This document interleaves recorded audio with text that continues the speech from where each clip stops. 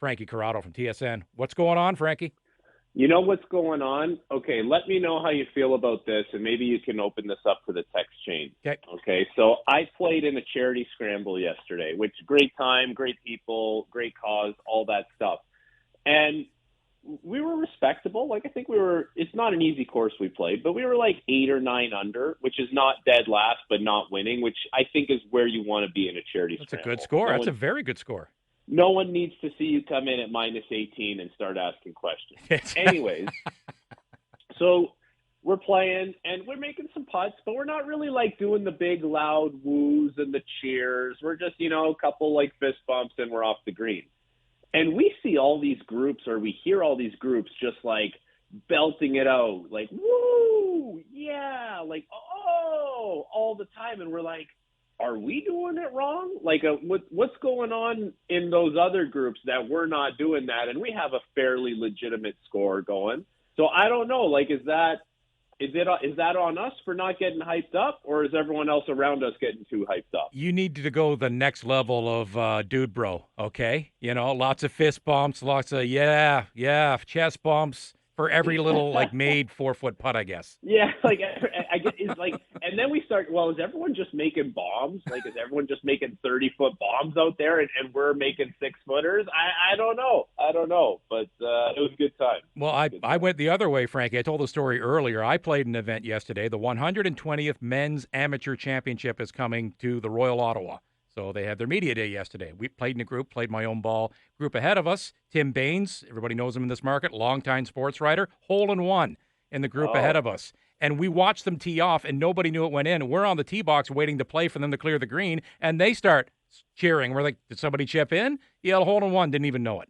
So went the other way. Low-key. Yeah. Low-key in the other direction. That's right. We were saying, like, act like you've done it before, right? We were okay, like, as golfers. It was like you're used to scoring 50 and you scored 39 that year. You're like, it's okay, whatever. Just moving on. All right. Once again, shout out to Bainesy. That's his third hole-in-one in his life. I'm still waiting on my first. Oh, my God. Good for good him. stuff. All right. Let's get into some hockey talk. And you know what? I wasn't going to bring this up, but, a texter kind of made us bring it up. So Brady Tkachuk was a guest on the Coming in Hot podcast. We played some of those clips earlier this morning. A little midsummer talk from the captain. It's all good. Good local podcast. Yeah, there we go. Wally saw Yorkie yesterday. He was at that event as well. So anyways, so we had a listener, Raheem from Hogsback, which is an area here in the city. Just to let you know, Frankie, just wanted to let people what he thought. He thought that Brady was overweight and very slow in the playoffs because he was overweight.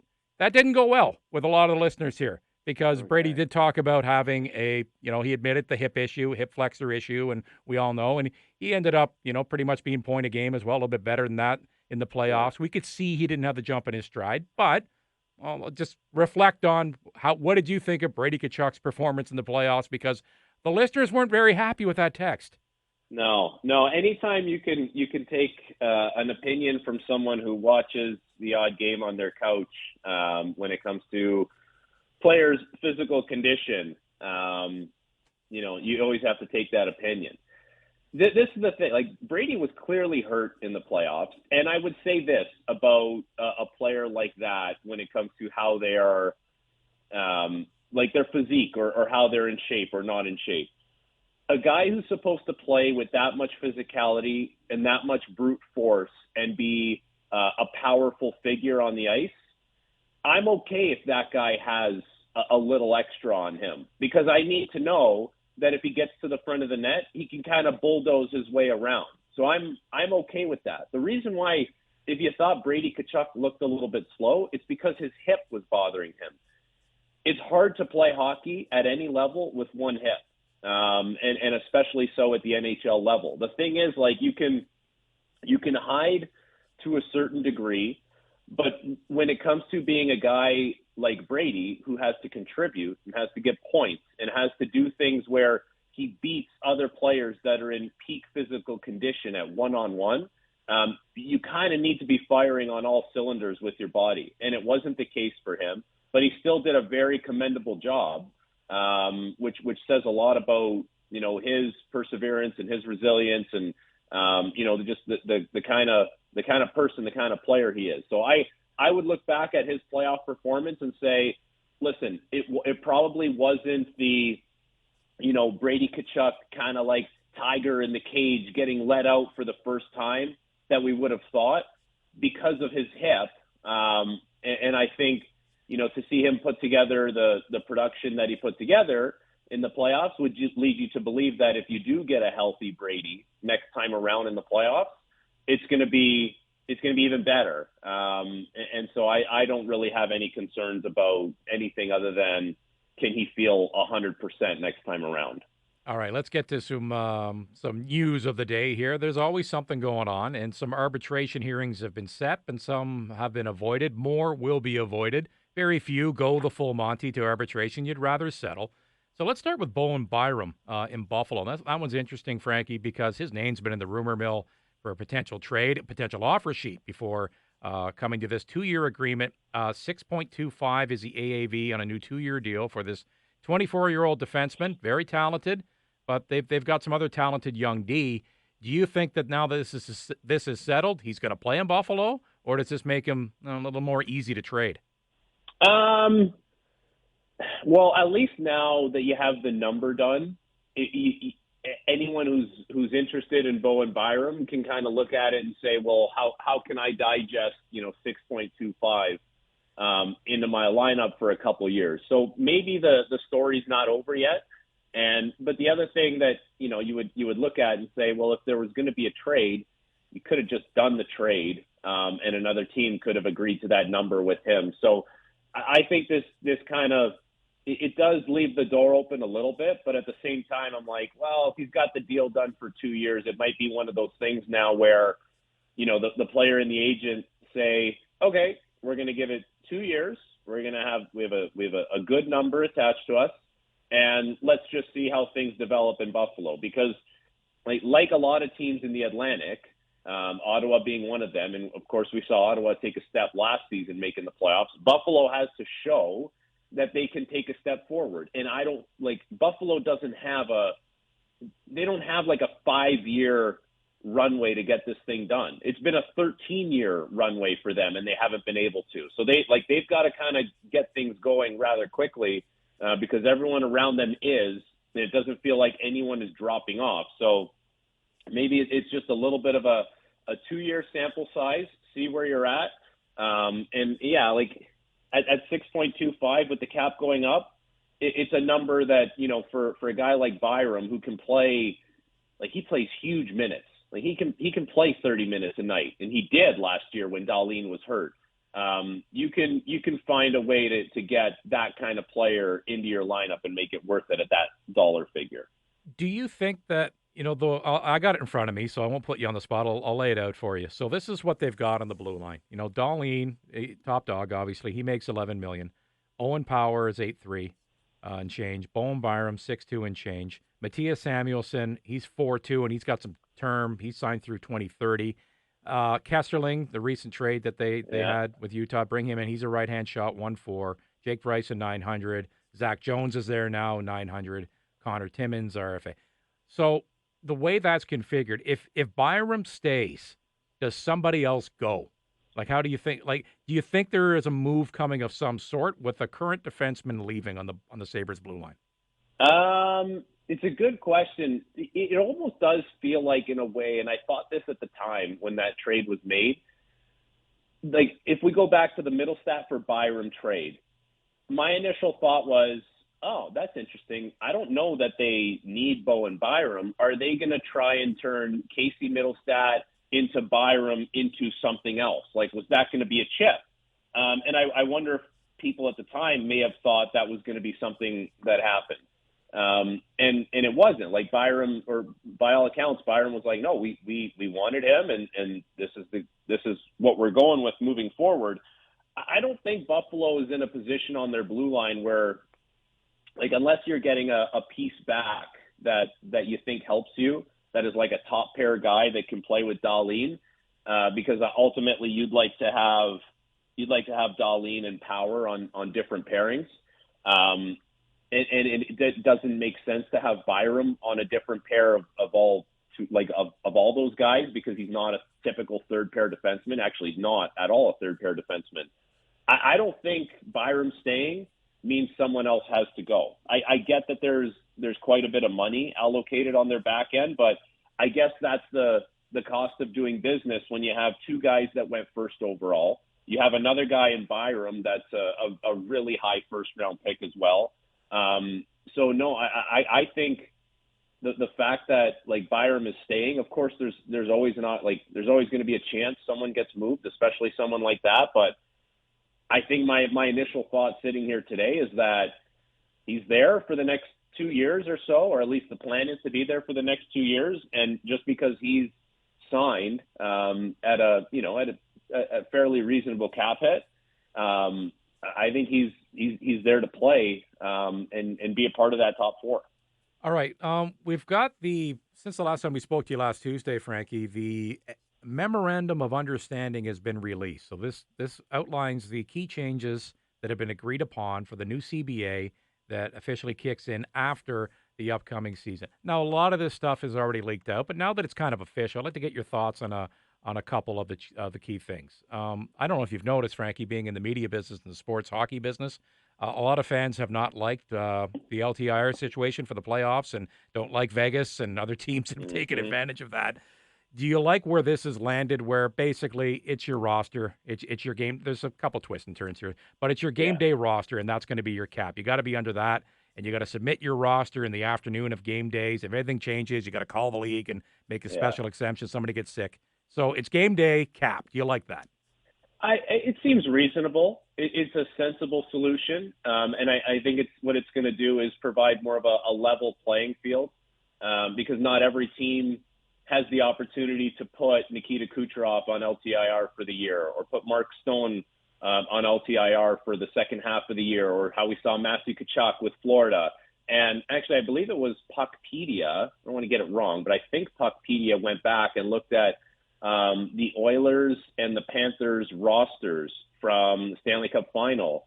And I think it was the final game specifically. The Panthers were a little bit over the cap, like they were at 90 something, or like low 90s, and the Oilers were under the cap, or just around it for that game. So it is going to make a difference. I think it's a sensible solution. It's also going to bring it's going to bring more math into the equation, which I don't love from like the fans' point of view. Or us. Exactly. Like I always think, we've been living in this hard cap, flat cap world where you value players, how much you like them, based on how much they make, because you have to. Whereas, in baseball or other sports, it's like, I just like that player, and who cares how much they make? It's not my money. I couldn't care less. Well, now that's like there's going to be some of that now for the playoffs, and teams are going to have to make roster decisions in game sixes and game sevens based on how much someone makes, and how they can fit that in. So it's a little more juggling for the capologists. There's going to be, I think, a little more back and forth between the front office and the coaching staff as far as how they fit certain players in. But, if you're like that year, Tampa Bay was something egregious over the cap, like $18 million over the cap or something like that. Like it is a sensible solution to kind of make things a little more even, because not everyone gets afforded the same injury opportunities, or maybe even in Florida's case, suspension opportunities with Aaron Ekblad during the regular season, that they can utilize this and weaponize it. So it's going to be a little more of an even playing field. How it shapes out with all the math and the numbers, we'll see. And the other thing that we'll see is who's the first team to find another loophole here, because that's exactly what all these, capologists and all these front office guys essentially are being paid to do.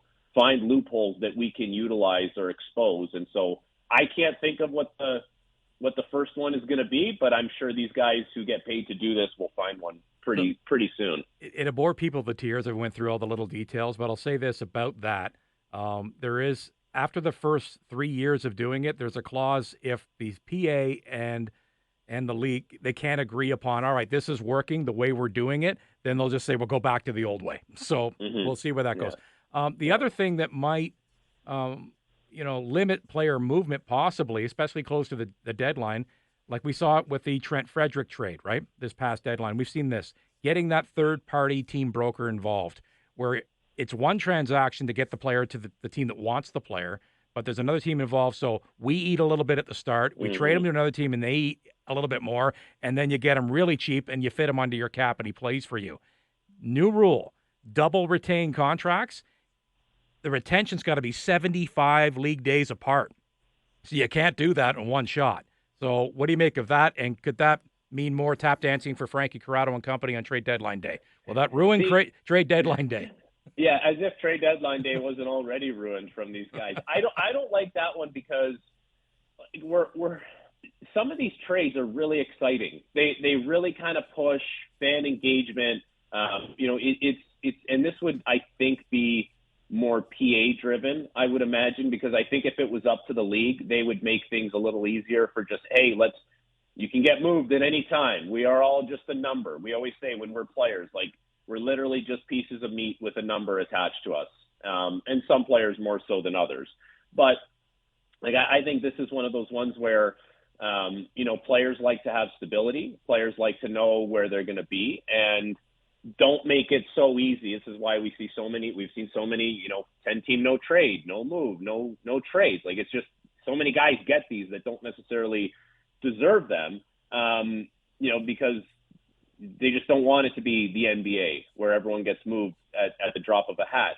I don't personally like this one because I feel like the more maneuvering we can do to make trades happen, I think the more exciting it is from our point of view, but I do understand it from the player's point of view. But I do wonder now with the cap going up as much as it is, are we going to need these third-party brokers to retain salary, or do we have more flexibility to make these trades now? Whereas, we lived in a world for basically 5 years where in order to get a seismic deal done in the NHL, there had to be some kind of, bottom feeder team that was going to eat 25% along the way and get a draft pick in return. And I would say this, like, to the average fan who didn't live and breathe the ins and outs of the salary cap and the CBA, if you were just a casual fan, you were like, none of this stuff makes sense. Why does a good player like Mason Marchment, why does a guy like that just get traded for peanuts? Why? Because they need to move money on a salary cap? It doesn't make any sense, right? And I think this third party type of stuff to the average casual fan would say, I don't understand how this works, but I guess it works at the end of the day. I think this is more I guess a little more straightforward in that sense. But I think from a fan engagement, an excitement point of view, giving teams flexibility to move players around, it's not my favorite thing that's come up in the new CBA. Yeah, I guess what you're saying, I think it's a good point in that we saw more of these third-party deals because of the flat cap, and every team, for the most part in the league, was at or very close to the cap. We're going to get back to the way the NHL was coming in the cap world before COVID. There's going to be teams that they're not cap teams. There's a handful of teams, and that'll vary from year to year. There'll be more flexibility in the system. So if you really need space because you want to do something else, then you're just going to trade a guy off your team to a team that's got space with a sweetener, create your space, and then make the deal you want to make, right? So essentially, yeah. And I think there's also teams now, like San Jose's got to spend money just to get to the floor, right? Yeah. Like there's not enough. It feels like there's not enough good players to go around to get every team within 80% of the cap, unless you just say a $3 million player, $3 million Jeff Skinner is now $4.5 million Jeff Skinner just because it is. And I think teams, like, GMs are still going to be cognizant of the fact that they signed players to deals in the flat cap world that were, I'll use an example like Nick Suzuki in Montreal, right? Like an $8 million player essentially. And now you're going to bring in guys at, crazy amounts over Nick Suzuki. He's your best player, right? So I think teams still want to keep some kind of semblance of, listen, we signed a guy for this much just because this new world we're living in, we're allocated more money and more flexibility.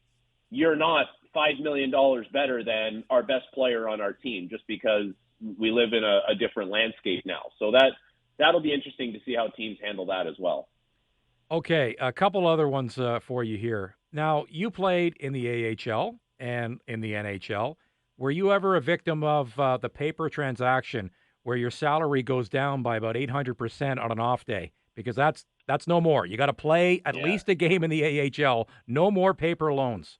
Yeah, I was, and one time it was unintentional. I'll tell you this story. So I had come off the IR, and I basically, when you're an AHL guy and you get hurt in the NHL, you go on the IR, they can't send you down. Once you come off the IR, then you're eligible to be sent down. So that happened. I guess they sent me down. So I'm flying from Vancouver to Toronto.